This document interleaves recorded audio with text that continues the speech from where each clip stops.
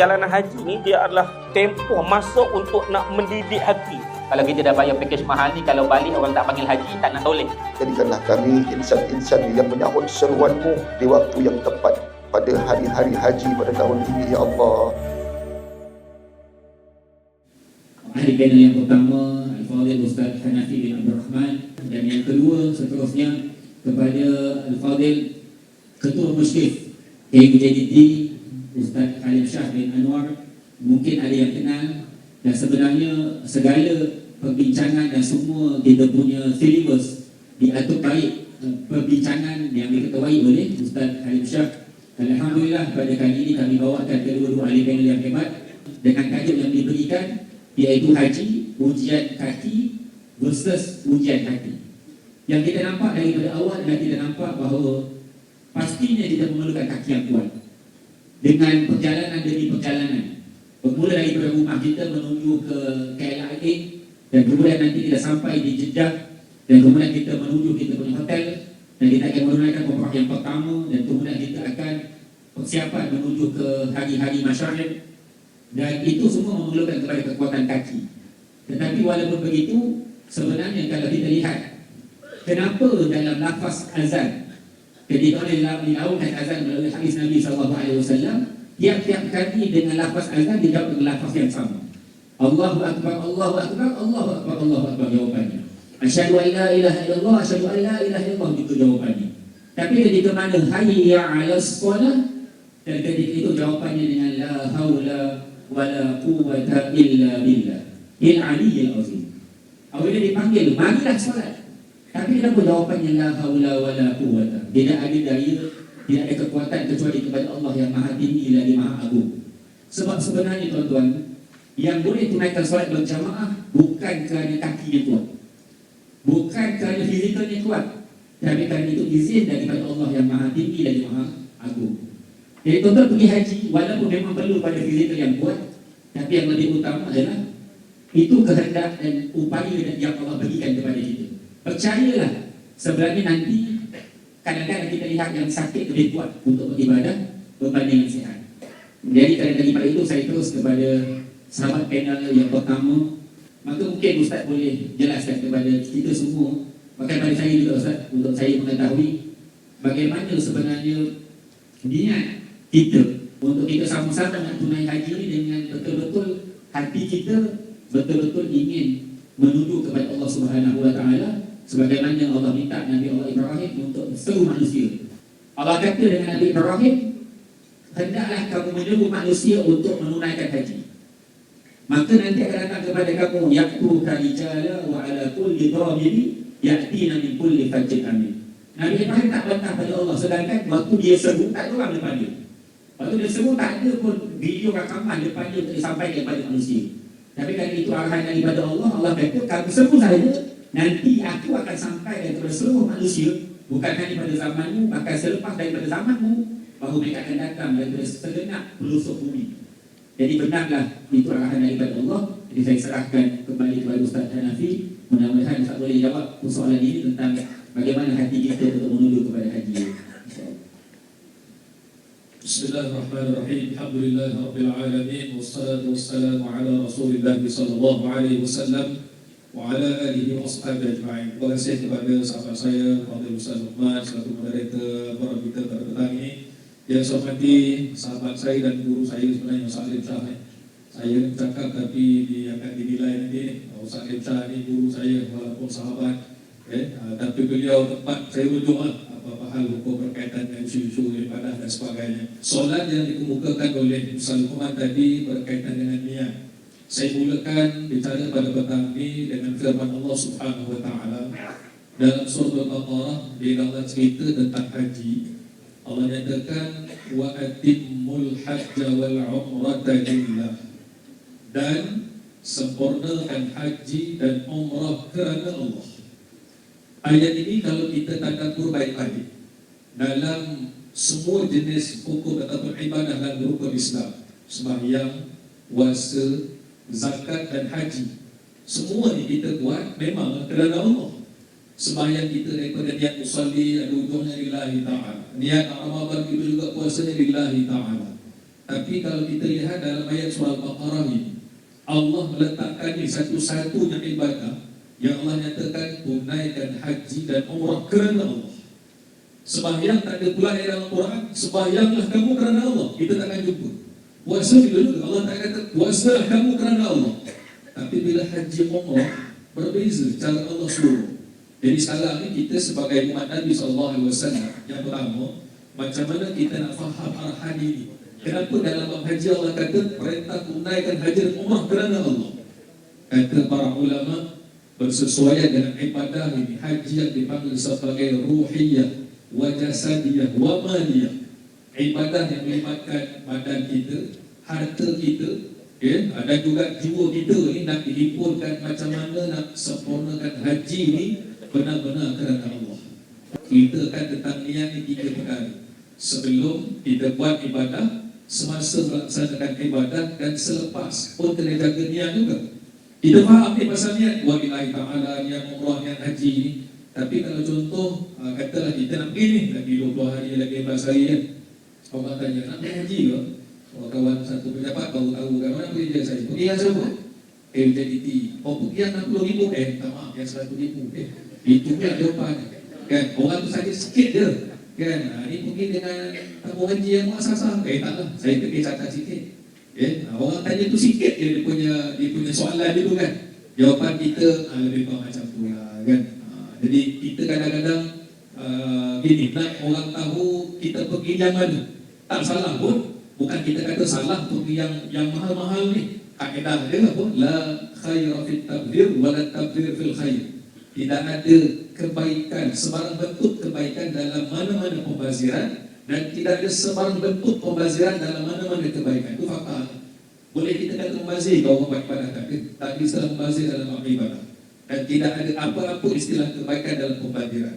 Balik pada cerita tadi, sekarang ni ayat itu Allah perintahkan kita tunaikan haji dan umrah kerana Allah. Baik, sebelum kan kita ada kursus yang intensive haji, kursus asas haji dan lain-lain kan, majlis-majlis yang kita buat untuk nak mantapkan hukum hakam haji kita ini selesai, insyaAllah dalam aturan kita niat kerana Allah.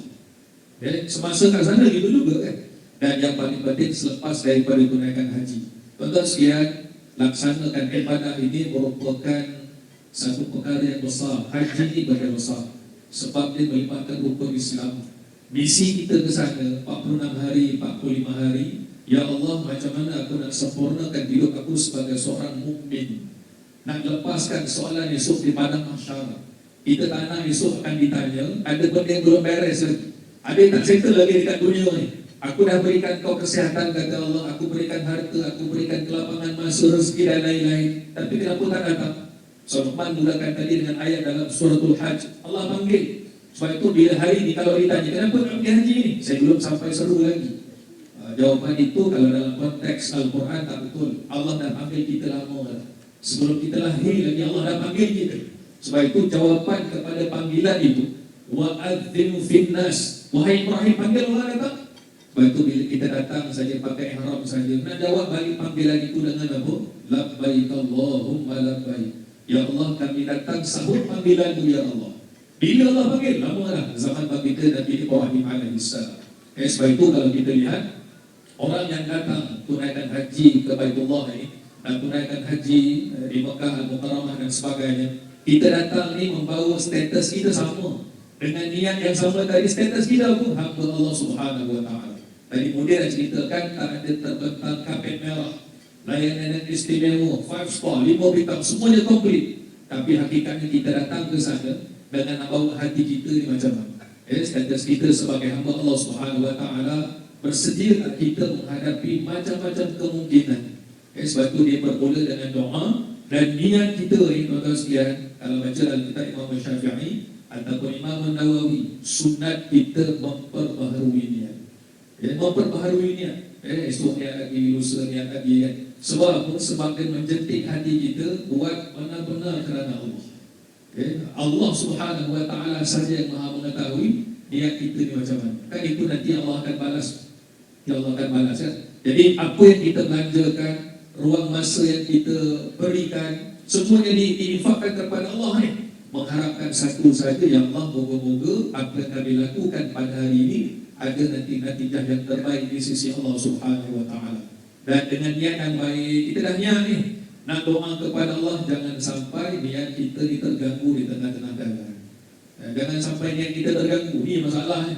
Sebab iblis bekerja 24 jam sehari semalam. Apa di antara kerja iblis? Nak kacau apa yang telah kita setting baik-baik kan. Kita baca dalam Al-Quran, macam mana Allah nyatakan tugasan iblis ni, sampai dia sanggup berjanji di hadapan Allah, bersumpah di hadapan Allah, wahai Tuhan, aku akan datang pada manusia ni, dari depan aku datang, dari belakang aku datang, daripada kanan, daripada kiri. Ujungnya nanti ya Allah, engkau akan lihat betapa ramai dalam kalangan hamba-hambamu nanti yang tak bersyukur.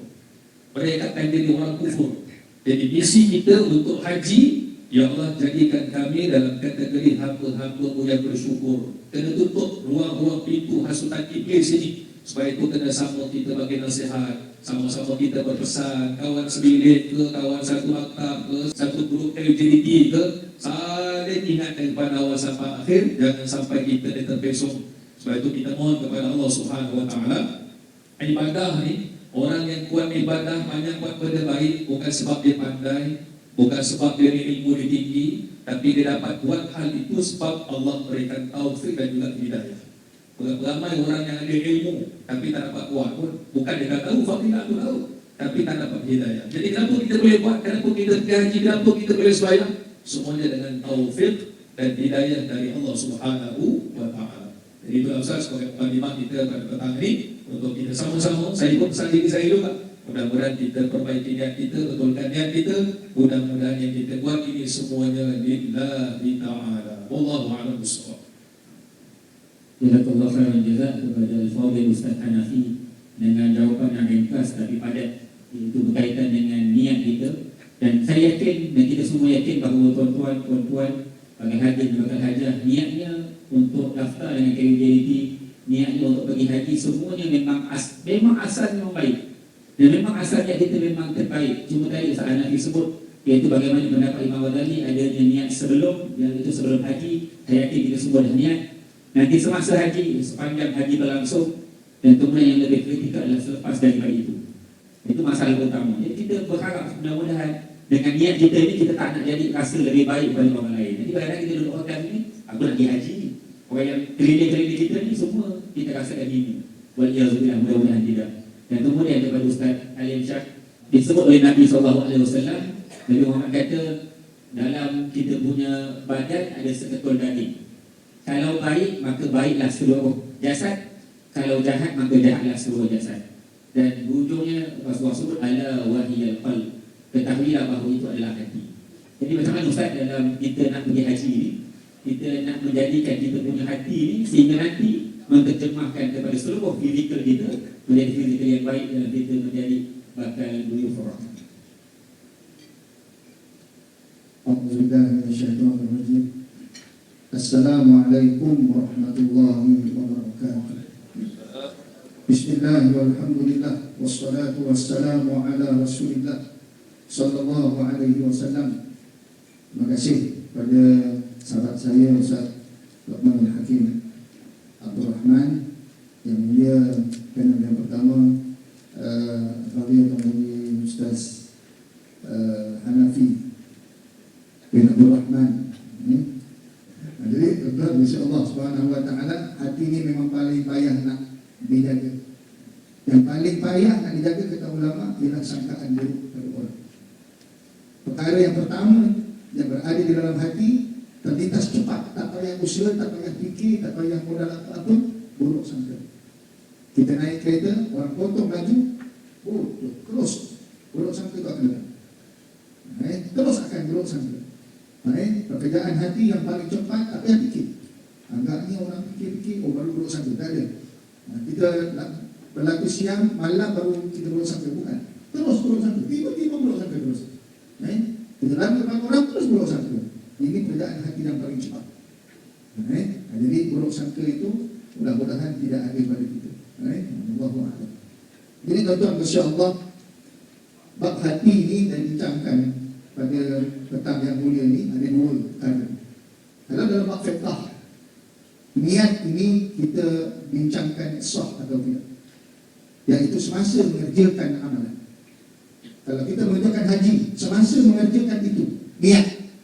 Tak niat, batal atau sah. Kan? Kita tak niat pun. Dalam kapal terbang, orang sibuk awal itu, jauh merata semua, tak niat. Maka ia dikira sebagai sah atau tidak sah amalan. Kita kalau bincang bab hati atau niat ini, dalam bab tasawuf, ia membincangkan tentang Allah terima atau tidak amalan. Allah terima atau tidak amalan. Walaupun sudah sah amalan kita haji, balik bongkaknya ada, sifat terasa heran kat dirinya ada memang ada, tak boleh kena elak, tapi dilayan sifat itu. Kalau macam mana nak elak, memang tak boleh elak. Sifat manusia, kalau dipuji dia suka, ada yang suka dipuji tak suka, tak ada. Bila dia merasa hebat, dia akan terasa hebat, biasa, itu biasa. Cumanya yang salahnya dilayan, bukan dilawan. Dia datang dari syaitan yang perlu dilawan, bukan datang daripada syaitan yang perlu dilayan. Itu sifat ujub, sifat apa yang dah dalam hati ini. Maka dalam bincang dalam sifat tasawuf, ia dikira sebagai Allah terima atau tidak. Jadi kita nak dua-dua, Allah terima atau tidak, Allah ibadat kita dikira sah atau tidak. Kalau kita nak kira sah atau tidak secara zahir, ikut kata ulama, ikut kata musyrik, ikut aturan, sah atau sah. Allah terima atau tidak. Jadi apa yang ada dalam hati kita pada hari ini di hadapan 3 orang di sana, di depan saya, semuanya Allah amat mengetahui. Bila Allah amat mengetahui apa dalam hati, dia dipanggil Al-Khabir. Al-Khabir. Saya duduk depan ni, Allah tahu hati saya. Yang paling dalam, Allah tahu niat saya. Allah tahu niat Ustaz Luqman dan Ustaz Hanafi. Tuan-tuan, keluarkan duit kenapa? Allah tahu. Afala ya'lamu idza mu'sira ma fil qubur wa hustila ma fis sudur inna rabbahum bihim yawma idzin la khabir. Nanti apabila kamu dibangkitkan dalam kubur, dalam dunia orang semua nampak macam kita baik. Betul. Kita nak pergi haji, bukan nak pergi mana-mana tempat yang tak baik. Kita nak pergi haji, nak pergi kursus haji, nak pergi masjid, nak pergi tempat yang baik, nak pergi masyair, tempat Nabi-Nabi dulu, nak tunaikan berdoa kita, nak pergi tempat yang baik. Tetapi adakah ia hanya di mulut sahaja, atau pergerakan kita saja di hati paling dalam? Allah tahu. Bila Allah korek tu, afala ya'lamu idza bu'sira ma fil qubur, bila nanti kita bangkit dari kubur, wa husila ma fis sudur, semua yang ada dalam hati yang kita rasa pada hari ini, bongkarnya apa semua, Allah akan bongkarkan. Siapa yang bongkarkan tu? Inna rabbahum, sesungguhnya Tuhan mereka, bihim, kepada orang-orang kita ni, yauma idzin la khabir, Allah sangat tahu isi hati kita. Jadi hati-hati dengan hati ini. Yang saya maksudkan hati di sini ialah jaga hati dalam keadaan tasawuf ni. Yang rukunnya nanti ustaz-ustaz akan ajar. Nawaitul hajja wa akramtu biha wa akramtu bihi lillahi ta'ala, macam mana niat ini, niat itu, semua Allah mengerti. Ustaz akan tunjuk, sah insya-Allah. Ikut ulama misal, tetapi Allah terima atau tidak. Jadi tuan-tuan yang dikasihi dan dirahmati Allah Subhanahu wa taala, jadi jaga hati ini, kekuatan yang kita dapat untuk menunaikan fardu haji, sembahyang kata Ustaz Luqman tadi, nak pergi haji, nak pergi sembahyang, la haula wala quwwata illa billah, panggil hayya 'alas solah. Patutnya hayya 'alas solah, mari sembahyang. Okey. Insya-Allah. Doa insya-Allah tentunya. Tapi la quwwata illa billah. Kalau insya-Allah orang Melayu lah kita datang. Hayya 'alas solah, insya-Allah alhamdulillah. La haula wala quwwata illa billah. Allah. Tetapi bukan bab haji saja, bukan bab sembahyang saja, bab dunia pun sama. Kalau nampak sesuatu yang hebat pada diri kita dalam bab dunia, rumah kita, kereta kita, isteri kita lebih hebat dari orang lain, la quwwata illa billah. Masya-Allah, la quwwata illa billah. Termasuk package yang kita ada. Package mana ni? Nak dulu 100. La quwwata illa billah. Bukan kemampuan kita. Orang yang keluar 140,000, 150,000, bukan orang kaya. Saya tanya, jual tanah, jual rumah, jual bini tak ada, jual aset. Dia nak pergi pilihan Allah Ghafurur Rahman, jual tanah. Ada tanah lagi? Ada 12 tak? Saya jual 10. Masya Allah. Bukan jual 2, tinggal 10. Jual tanah. Bagi nanti, insyaAllah. Tapi dah dia dah sakit lah Ustaz. Kalau tahun depan tak tahu, saya jual. Nak tunggu dah buah haji malam. Dia tak cerita kat orang. Cerita kat saya, itu bila saya tanya. Saya tahu semua orang sayang harta. Tapi tuan-tuan telah membuktikan bahawa tuan-tuan lebih sayang harta. Seruan Allah lebih hebat daripada seruan yang lain.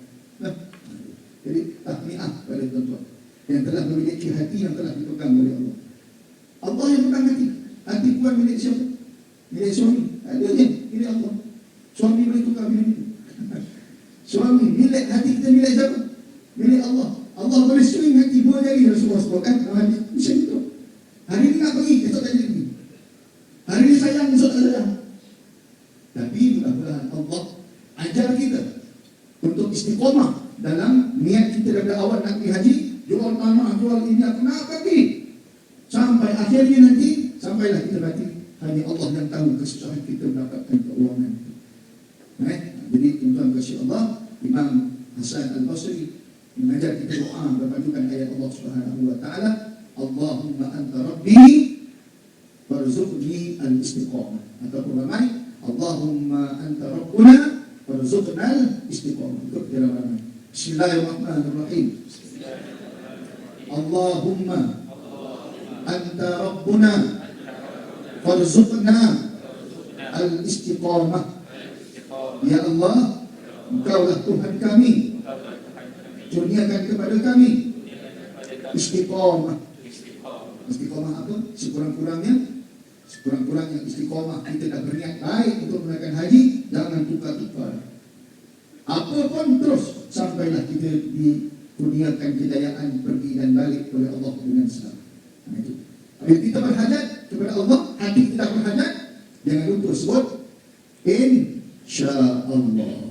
Nabi Sulaiman alaihissalam apabila berkata kepada sahabatnya, aku akan pusing satu malam isteri aku 99 orang. 99, bukan 2, bukan 3, 99. Rotate satu hari pusing. Supaya semua lahir daripada kalangannya satu pejuang Islam.